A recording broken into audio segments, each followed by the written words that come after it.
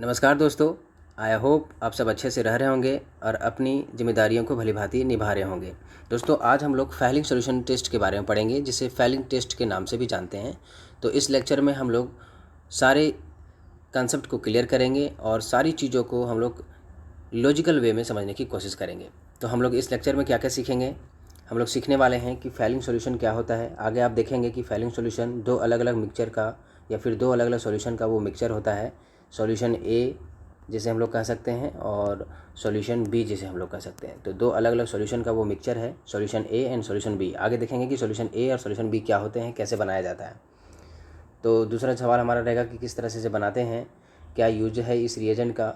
और इन दो सॉल्यूशन को हम लोग फ्रेशली प्रिपेयर करके सेपरेट सॉल्यूशन पहले प्रिपेयर करते हैं, फिर दोनों को मिक्स करके हम लोग फाइलिंग सॉल्यूशन का जो रिएजेंट है उसे तैयार करते हैं और फिर उसके द्वारा अलग अलग ऑर्गेनिक कंपाउंड का टेस्टिंग करते हैं।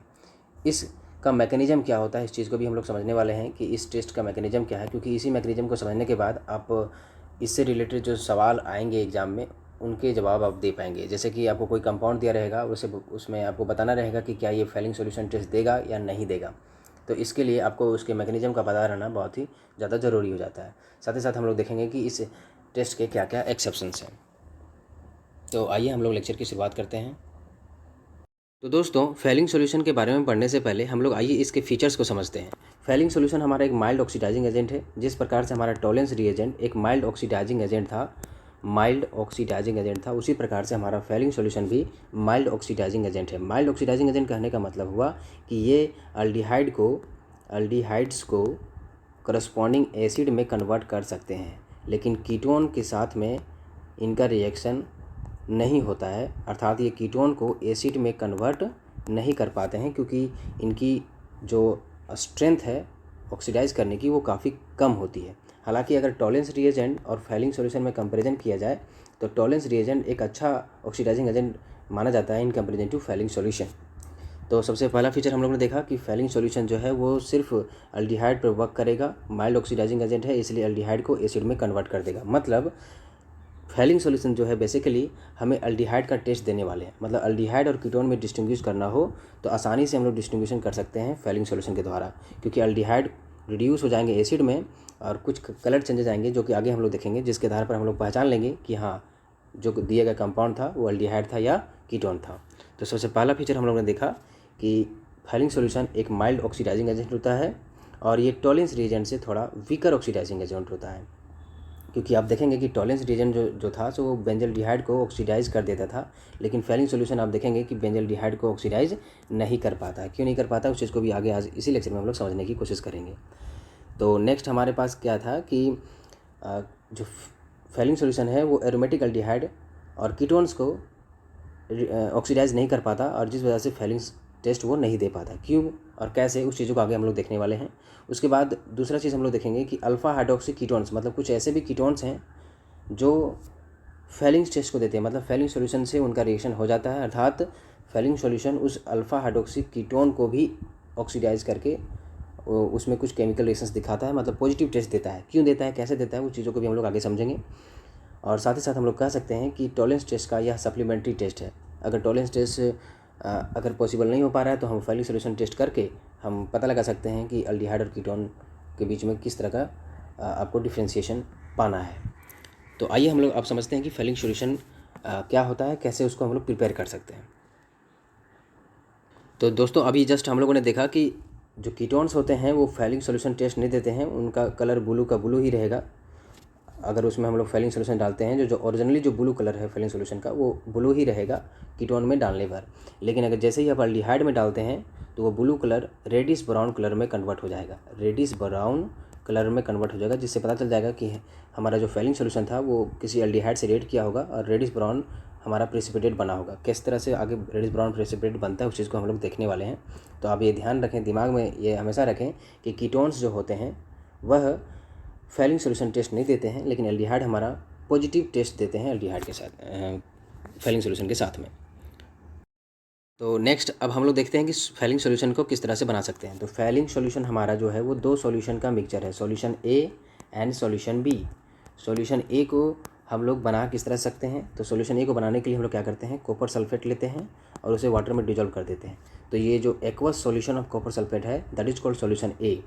ये ब्लू कलर का होता है, CuSO4 इंटू 5H2O बन जाएगा। और यहाँ पे आपको देखने को मिलेगा ब्लू कलर, ये सॉल्यूशन में मौजूद रहता है और यही हमें Cu2+ आयंस प्रोवाइड कराता है और यही हमारा एक्टिव रिएजेंट होता है फैलिंग सॉल्यूशन का। उसके बाद सॉल्यूशन बी तैयार करना हो तो इसके लिए हम लोग क्या करेंगे कि सॉल्यूशन बी अगर तैयार करना हो तो सबसे पहले हम लोग सोडियम पोटेशियम टार्ट्रेट लेंगे। तो बेसिकली हमारा ये टार्ट्रिक एसिड है, ये हमारा टार्ट्रिक एसिड हो गया। अगर इसमें ये दोनों एच हटा करके एक जगह पे सोडियम एक जगह पे पोटेशियम लगा देंगे तो ये हमारा सोडियम पोटेशियम टार्ट्रेट होगा।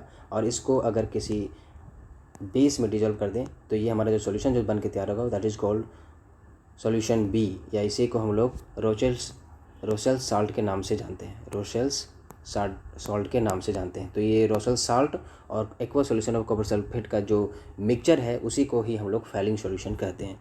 तो सॉल्यूशन ए और सॉल्यूशन बी को फ्रेशली प्रिपेयर करेंगे, दोनों को मिक्स करेंगे।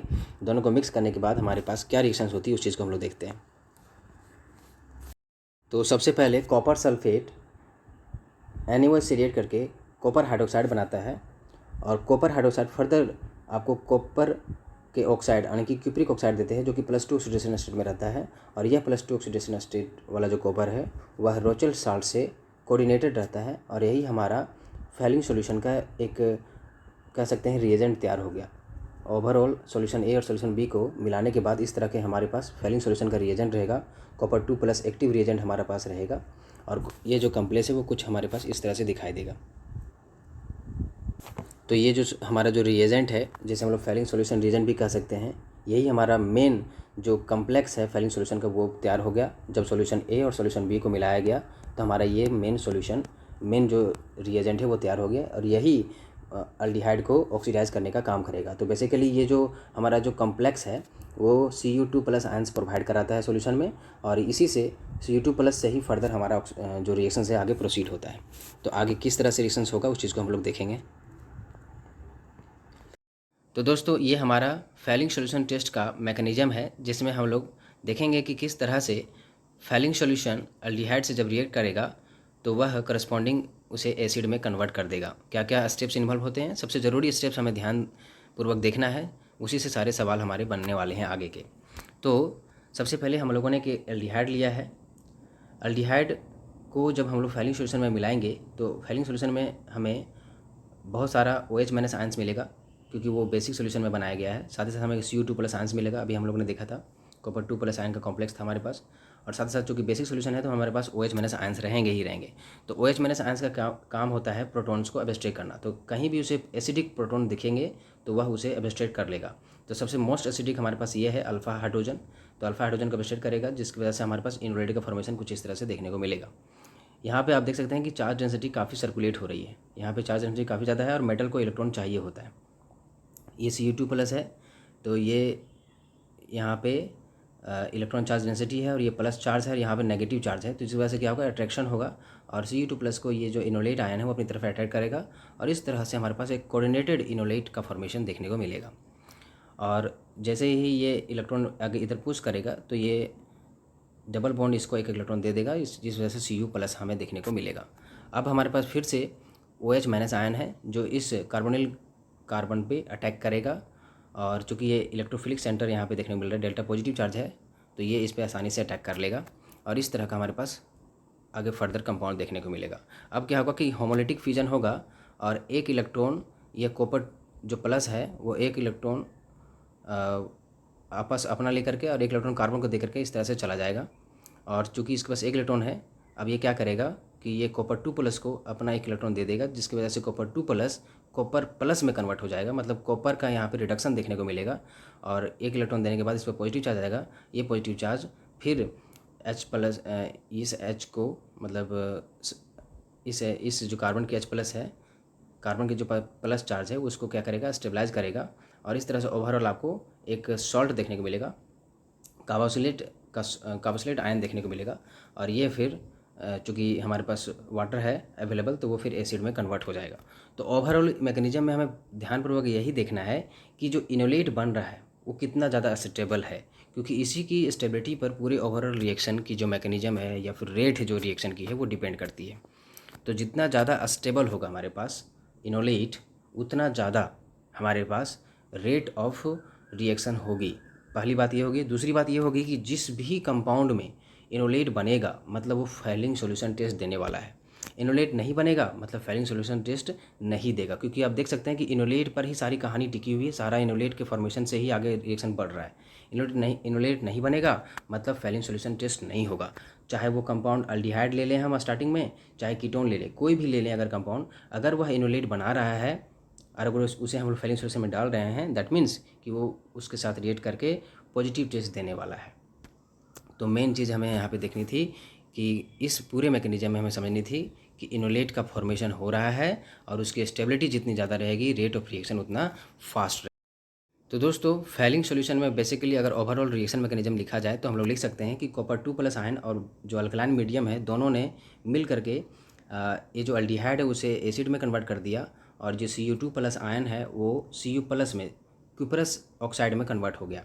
तो यहाँ पे +2 से +1 ऑक्सीडेशन स्टेट में आया था, मतलब यहाँ पे रिडक्शन का काम हो रहा है, मेटल जो रिड्यूस हो गया है और अल्डिहाइड जो है वो एसिड में कन्वर्ट हो गया, मतलब ये यहाँ पे ऑक्सीडाइज हो गया है। और सबसे ज़रूरी बात कि बीच में हमारा क्या बन रहा था, इनोलेट बन रहा था। जितने ज़्यादा इनोलेट की स्टेबिलिटी रहेगी रेट ऑफ रिएक्शन उतना ज़्यादा रहेगा, और जिस भी रिएक्शन में इनोलेट फॉर्मेशन होगा मतलब वो फैलिंग सॉल्यूशन टेस्ट देगा, और अगर नहीं फॉर्मेशन हो रहा है इनोलेट का मतलब वो फैलिंग सॉल्यूशन टेस्ट नहीं देगा। अब हम लोग कुछ एग्जाम्पल से इस चीज़ को समझने की कोशिश करते हैं। जैसे कि पहला हमारे पास कंपाउंड है बेंजल्डिहाइड। बेंजल्डिहाइड में आप देख सकते हैं कि अल्डिहाइड तो ये है, तो आपके मन में आ रहा होगा कि अल्डिहाइड है तो ये पॉजिटिव फैलिंग सॉल्यूशन टेस्ट देगा, तो लेकिन ऐसा होता नहीं है, क्योंकि इसके पास यहाँ पे अल्फा हाइड्रोक्सन नहीं है और इनोलेट फॉर्मेशन यहाँ पे नहीं हो पाएगा। अल्फा हाइड्रोक्सन यहाँ पे नहीं है, इसकी वजह से क्या होगा, इनोलेट का फॉर्मेशन नहीं हो पाएगा, मतलब ये पॉजिटिव फैलिंग सॉल्यूशन टेस्ट नहीं देगा। No enolate formation, no enolate formation, इसका मतलब ये फैलिंग सॉल्यूशन टेस्ट नहीं देगा। दूसरा हमारे पास कंपाउंड है कुछ इस तरह का, यहाँ भी आप देख सकते हैं कि यहाँ पे एसिडिक हाइड्रोजन नहीं है, मतलब अल्फा हाइड्रोजन नहीं मौजूद है, जिसकी वजह से क्या होगा कि यहाँ पे इनोलेट का फॉर्मेशन नहीं हो पाएगा और इस वजह से नेगेटिव हमें फैलिंग सॉल्यूशन टेस्ट देखने को मिलेगा। यहाँ भी आप देख सकते हैं कि यहाँ पे अल्फा हाइड्रोजन नहीं है, मतलब कोई भी हाइड्रोजन एसिडिक हाइड्रोजन नहीं मौजूद है, इस वजह से क्या होगा कि इनोलेट नहीं बनेगा और ये नेगेटिव फैलिंग सॉल्यूशन टेस्ट देगा। यहाँ पर भी आप देख सकते हैं कि एसिडिक हाइड्रोजन यहाँ मौजूद नहीं है, यहाँ कोई हाइड्रोजन मौजूद नहीं है, इस वजह से क्या होगा, नेगेटिव फैलिंग सॉल्यूशन टेस्ट देखने को मिलेगा। इस कंपाउंड में भी आप देख सकते हैं कि यहाँ भी हाइड्रोजन नहीं मौजूद है, एसिडिक हाइड्रोजन, इस वजह से क्या होगा कि ये नेगेटिव फैलिंग सॉल्यूशन टेस्ट देगा। जस्ट लाइक यहाँ पर भी आप देख सकते हैं कि यहाँ पर भी किसी तरह का इस एल्डिहाइड में किसी तरह का एसिडिक प्रोटॉन नहीं है, इस वजह से इनोलेट का फॉर्मेशन नहीं हो पाएगा और इस वजह से फैलिंग सॉल्यूशन टेस्ट नहीं दे पाएगा। साथ ही साथ अगला जो एग्जाम्पल हमारे पास है वह यह है अल्फा हाइड्रोक्सी कीटोन। कीटोन के बारे में हम लोगों ने देखा था कि फैलिंग सॉल्यूशन टेस्ट कीटोन नहीं देते हैं, लेकिन जब अल्फा हाइड्रोक्सी कीटोन हमारे पास हो तो वो फैलिंग सॉल्यूशन टेस्ट देते हैं, क्योंकि ये टाटोमेराइज होकर के वो अल्डिहाइडिक फॉर्म में कन्वर्ट हो जाते हैं और वो फर्दर अल्डिहाइड वो रिड्यूस होकर के एसिड में कन्वर्ट हो जाता है। और यहाँ पे आप देख सकते हैं ये अगला कंपाउंड हमारे पास है, यहाँ पे एक एसिडिक प्रोटॉन देखने को मिल रहा है और यहाँ पर भी टॉटोमराइजेशन पॉसिबल है, इस वजह से यह भी पॉजिटिव टेस्ट हमें देगा। तो इस तरह से आप आसानी से पहचान सकते हैं कि कहाँ पे इनोलेट बन रहा है कहाँ नहीं बन रहा है। जहाँ पर एसिडिक प्रोटॉन आपको देखने को मिल रहा है मतलब वहाँ पे इनोलेट बन जाएगा और वहाँ पे वो पॉजिटिव फैलिंग सॉल्यूशन टेस्ट दिखाएगा। तो हमारे पास कुछ और एग्जांपल्स हैं जिनमें हम लोग देखेंगे कि क्या वो पॉजिटिव फैलिंग सॉल्यूशन टेस्ट दे रहे हैं या नहीं दे रहे हैं। जैसे हमारे पास हेमीएसिटल है। हेमीएसिटल हम लोग बोलते हैं यदि एक कार्बन के ऊपर एक OH ग्रुप लगा रहे और दूसरी तरफ OR ग्रुप लगा रहे, इस तरह का अरेंजमेंट को हम लोग हेमीएसिटल ग्रुप का अरेंजमेंट कहते हैं और इस तरह कंपाउंड को हेमीएसिटल कंपाउंड कहते हैं। तो बेसिकली जब हम इस तरह के हेमीएसिटल को फैलिंग सॉल्यूशन में डुबाएंगे तो फैलिंग सॉल्यूशन हम सभी जानते हैं कि वो हमें OH- आयन प्रोवाइड करेगा और वो एक बेस की तरह भी बिहेव करेगा और एक न्यूक्लियोफाइल की तरह भी बिहेव करेगा। तो उसे अगर बेस की तरह भी बिहेव करेगा तो वो प्रोटॉन को वेस्टेड करेगा और इस तरह से हमें एक अल्डिहाइडिक ग्रुप देखने को मिलेगा। इस अल्डिहाइडिक ग्रुप की एक खास बात आप देखने को मिलेगी कि यहाँ पे चूँकि अल्फा हाइड्रोजन मौजूद है जो कि काफ़ी ज़्यादा एसिडिक है, और इस वजह से क्या होगा कि यहाँ पे इनोलेट का फॉर्मेशन काफ़ी फास्टर रेट से पॉसिबल हो पाएगा। चूँकि इनोलेट का फॉर्मेशन पॉसिबल हो रहा है इसका मतलब यह पॉजिटिव फैलिंग सॉल्यूशन टेस्ट दे सकता है। लेकिन वहीं दूसरी ओर अगर हम एसिटल की बात करें, एसिटल जहाँ पे एक कार्बन के ऊपर 2 OR ग्रुप लगे रहेंगे तो उन्हें हम लोग एसिटल नाम देते हैं। इस एसिटल में क्या है कि अगर आप इसे फैलिंग सॉल्यूशन में डुबाएंगे तो OH- आयन, चूँकि यहाँ पे कोई भी उतना ज़्यादा एसिडिक प्रोटॉन नहीं है, इस वजह से प्रोटॉन का एब्स्ट्रक्शन नहीं हो पाएगा, पहली बात। और दूसरी बात, चूँकि यहाँ पे उतने ज़्यादा एसिडिक अल्फ़ा हाइड्रोजन नहीं हैं, इस वजह से इनोलेट का फॉर्मेशन पॉसिबल नहीं हो पाएगा। और इसी वजह से एसिटल जो होते हैं वो नेगेटिव फेलिंग सोल्यूशन टेस्ट देते हैं। अब हम लोग देखते हैं कुछ कीटल्स पे। तो हमारे कुछ कीटल्स हैं यहाँ पे, अगर H की जगह पे CH3 हम लोग लगा देते हैं तो ये हमारा कीटल का फॉर्मेशन हो जाता है, बाकी सभी चीज़ें सेम रहती हैं। तो कीटल के केस में क्या देखने को मिलता है कि हमारे पास फेलिंग सॉल्यूशन है, उसमें OH माइनस आयन है, वो प्रोटॉन को एब्स्ट्रैक्ट करेगा और इस तरह से हमारे पास एक कीटोन का जनरेशन देखने को मिलेगा। और हम सभी जानते हैं कि कीटोन जो होते हैं वो पॉजिटिव फेलिंग सॉल्यूशन टेस्ट नहीं देते हैं, बल्कि वो नेगेटिव टेस्ट देते हैं। कहने का मतलब ये हुआ कि इनके पास भी अल्फ़ा हाइड्रोजन मौजूद है, लेकिन इनकी जो एसिडिटी है वो काफ़ी कम है, पहली बात। और दूसरी बात, क्योंकि हमारे पास जो फेलिंग सॉल्यूशन है वो काफ़ी ज़्यादा माइल्ड ऑक्सीडाइजिंग एजेंट का है, इस वजह से इनका ये ऑक्सीडेशन नहीं कर पाते हैं।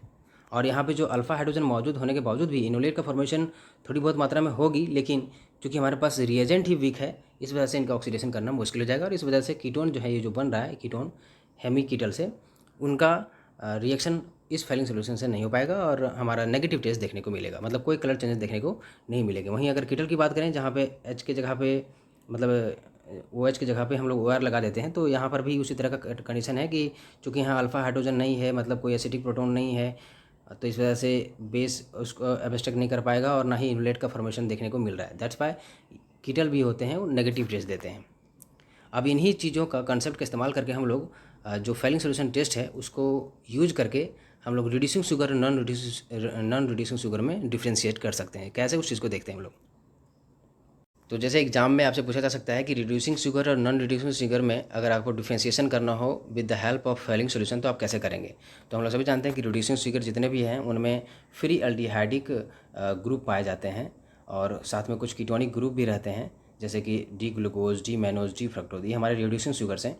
तो अगर इनको हम अगर फेलिंग सोल्यूशन में अगर डुबा देते हैं या फिर इनका रिएक्शन कराते हैं, तो फेलिंग सोल्यूशन में जैसे ही ग्लूकोज को हम रखेंगे तो ये चूँकि फ्री एल्डिहाइडिक ग्रुप है, साथ में एसिडिक प्रोटॉन्स भी देखने को मिल रहे हैं, तो इनोलेट का फॉर्मेशन हो जाएगा और ये फ्री CHO ग्रुप जो है COOH ग्रुप में यानी ग्लूकोनिक एसिड में कन्वर्ट हो जाएगा और हमें पॉजिटिव फेलिंग सोल्यूशन टेस्ट देखने को मिलेगा। मतलब रिड्यूसिंग शुगर जितने भी हैं हमारे हैं, उनको अगर फेलिंग सोल्यूशन से रिएक्शन कराया जाए तो वो हमें पॉजिटिव टेस्ट देंगे। वहीं अगर नॉन रिड्यूसिंग शुगर की बात करें तो ये हमारे नॉन रिड्यूसिंग शुगर हैं और इसमें आप देख सकते हैं कि एसिटल लिंकेज है। एसिटल लिंकेज होने की वजह से ये क्या होंगे, किसी तरह का इनोलेट का फॉर्मेशन नहीं हो पाएगा पॉसिबल, और इस वजह से क्या होगा, ये नेगेटिव फेलिंग सोल्यूशन टेस्ट देंगे। इसलिए जितने भी हमारे नॉन रिड्यूसिंग शुगर है, जैसे कि sucrose, alpha D glucose, methyl glucoside, ये सारे हमारे नेगेटिव फेलिंग सोल्यूशन टेस्ट देंगे। तो इस प्रकार से आप एग्जाम में रिड्यूसिंग और नॉन रिड्यूसिंग शुगर के बीच में डिफ्रेंशिएशन कर सकते हैं। क्यों नहीं दे रहे हैं टेस्ट, इस चीज़ को भी आप लोगों ने देखा। तो जैसे कि आपसे पूछा जा सकता है कि डी ग्लूकोज है, हम लोगों ने फेलिंग सोल्यूशन लिया, अब किस तरह का रिएक्शन होगा। तो आप देख सकते हैं यहाँ पे एल्डिहाइड ग्रुप है और एसिडिक प्रोटॉन भी है, तो इनोलेट का फॉर्मेशन पॉसिबल हो जाएगा। ओवरऑल हमारे पास क्या देखने को मिलेगा कि इस तरह का हमारे पास कुछ कंपाउंड देखने को मिलेगा। ये CHO ग्रुप COH ग्रुप में कन्वर्ट हो जाएगा और बाकी सब चीज़ें सेम रहेंगी, तो ये हमारा ग्लूकोनिक एसिड कहलाएगा। तो ग्लूकोनिक एसिड का फॉर्मेशन देखने को मिलेगा जब हम लोग ग्लूकोज पे फेलिंग सोल्यूशन का रिएक्शन करवाएंगे। तो साथ में रेडिश ब्राउन का प्रेसिपिटेट मिलेगा और उसी प्रिपरेशन से पहचान लेंगे कि ब्लू कलर से हमारा जो फेलिंग सोल्यूशन ब्लू था वो रेडिश ब्राउन कलर में कन्वर्ट हो गया, जिसकी वजह से हम लोग कह सकते हैं कि पॉजिटिव टेस्ट दिया।